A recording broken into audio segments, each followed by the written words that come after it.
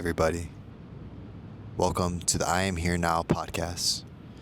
Today I come to you from the beautiful beachside, Oregon. Last night I fell asleep to clear skies. I had like a little bonfire going and it was a beautiful night, beautiful sunset. And then this morning I wake up to what is around me. Fog. You can't even see 100 feet in front of you. But that is the Oregon coast for you. And in many ways, that's kind of life as well. You never really know what you're going to wake up to, and you never really know what's coming. I'm finishing up this amazing road trip along the Oregon coast and a little into Cali as well. And as I sit here a couple hours before I'm about to depart back to Portland, Oregon, I sit here and I'm just reflecting on what a trip it's been.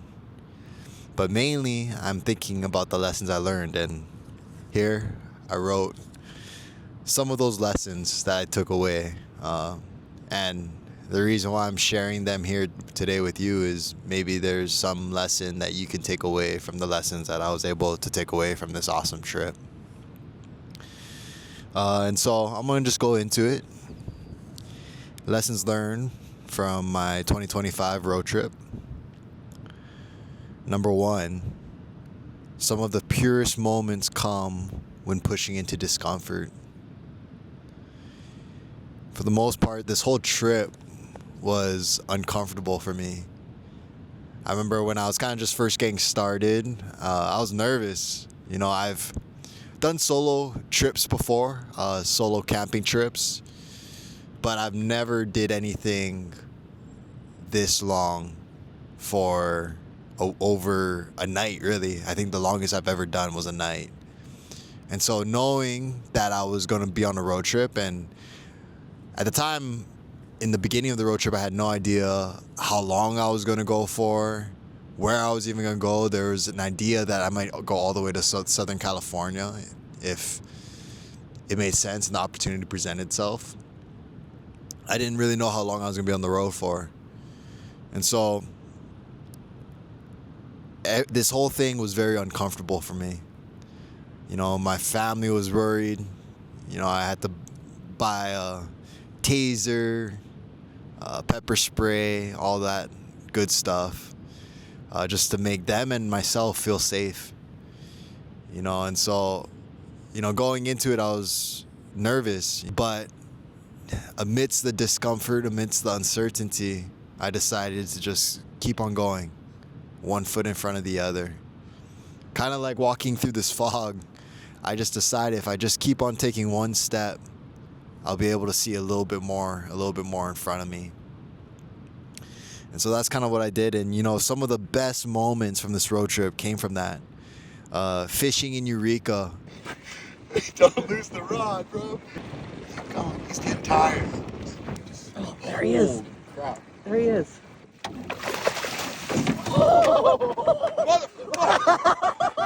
Oh my God, that thing's huge. That's a Cali Hal. Something super uncomfortable for me, even though I grew up in the islands. I'm not a fisherman by trade or at the heart. And so fishing was something super uncomfortable, but ended up catching a Cali halby, and it ended up becoming one of probably the best moments of this trip. Body surfing at sunset down in the southern Oregon coast. This was something that, you know, once again, even though I grew up in Hawaii, I don't consider myself a waterman. And for me, not being a waterman and growing up in Hawaii, it's kind of a point of embarrassment, because when you grow up in Hawaii and you grow up around all these watermen, it's almost a shame if you aren't a water person as well. And so amidst like me not being a waterman, I just felt in my heart that I needed to go out there and try and catch some waves. And caught some, wiped out on some too. But again, one of the best moments of this trip. Crossing the natural bridge. The natural bridge is another a natural viewpoint, a natural wonder. That's what I would say, a natural wonder. And for me, being scared of heights, crossing the bridge, the natural bridge, and getting to watch another sunset over there, man, that's something that, man, I'm getting chicken skin thinking about it right now. A beautiful, beautiful moment on this trip. And then finally, sandboarding. Something I've never done before, you know. Me snowboarding, I figured that it might be similar, which it wasn't. It was completely different. But going out of my comfort zone and trying sandboarding, not getting it right away, but just continuing to stick with it. Another one of the most fun, pure moments from this trip. And so that was the first lesson I took away, is that some of the purest moments come when pushing into discomfort. Number 2, time listening to yourself is critical. What I noticed on this trip along the driving, sometimes for more than 4 to 5 hours just straight, what I noticed is if you choose to listen, you can really hear what is all being said within your head. You know, you really just got to take the time for stillness, and you have to make the choice to listen. For me, I didn't really listen to music, listen to a podcast this whole road trip. I made the decision that I was going to really listen to the thoughts being said within my head. Listen to them, hear them, not cling on to them, not attach to them, but really just to listen and hear them for what they were. So that was number 2. Time listening to yourself is critical. And then next up, number 3, labeling can get in the way of the beauty that is. And this kind of ties into number 2, but what this is about is there really is no good or bad. There just is.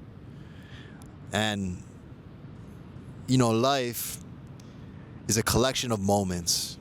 That's all it really is. It's a collection of moments. You know, there's moments of joy, moments of sadness, moments of anger, moments of bliss.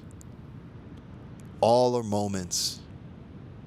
None of them are necessarily good or bad. They just are. And you know, and when you listen to your thoughts, a lot of times there might be thoughts that are scary. They don't really sound like you. They could even be ugly. But that doesn't necessarily mean that they're a bad thought. They're just a thought. That's all they are. Once you cling on to them, once you attach a label of that's a bad thought, I need to change that thought, now you're giving it meaning. Now you're giving it life. In life, when the moments come that are ugly, that aren't where you want to be, just sit with them, be present with them, because they're part of life too. And when we allow them to be, we allow for the beauty of life to reveal itself. You know, there's been moments in this trip where it hasn't been all pretty, sunshine, blue skies. I mean, look at it right now. Like I said, you can't see 100 feet in front of you. But in this moment, there's still so much beauty around me. Like I said, when I went on a walk this morning, what I realized was, even though I can't see 100 feet in front of me, if I choose to just keep on taking a step forward and forward and forward, I can see just a step ahead, a step ahead, a step ahead. And there is beauty in that. There's beauty in just watching the water flicker around me. There's beauty in being inside a cloud. There's beauty when the sun does finally reveal itself. There is beauty in all the moments. When you choose to be present in them, what I found in this trip is that the beauty reveal itself. And then finally, number 4, follow your heart, your bliss, your energy, and trust it. Some of the best moments came when I spontaneously just chased my heart, chased the bliss, chased the energy that I was feeling. And, this road trip as a whole was really just that. It was me pursuing and chasing after my heart, what my heart was telling me. My heart was telling me that I needed to go and really listen within, listen what is inside, because what's inside is going to help me on this next chapter that is as foggy as what is around me. And some of these moments, like pulling over this on the side of the road to go on a hike or to catch waves, hopping in the cold water, pulling over and adventuring on an unexpected adventure. These moments where I listened to my heart and trusted it and stepped into it and followed through with it. These were some of the most joyful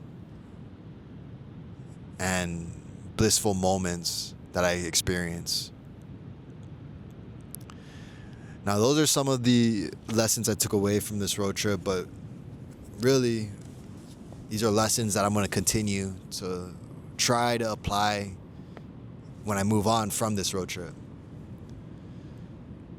And for you, I don't know if any of these can resonate, but I really hope one of them can. I think if you push through discomfort, if you take the time to listen to yourself, you avoid labeling, and you follow your heart, I believe when you do this, you'll be living more present, you'll be living more grounded, you'll be living more authentic with your pure and full self. And when you do this, you'll be able to experience all the little and beautiful moments that life has to offer. Now that's it for this episode, and I'm going to start packing up and getting ready to head back to Portland, Oregon. But once again, I appreciate you guys, and I'm so grateful for your presence. And per usual, I hope you guys stay grounded, stay present, and stay in the here and now. Aloha.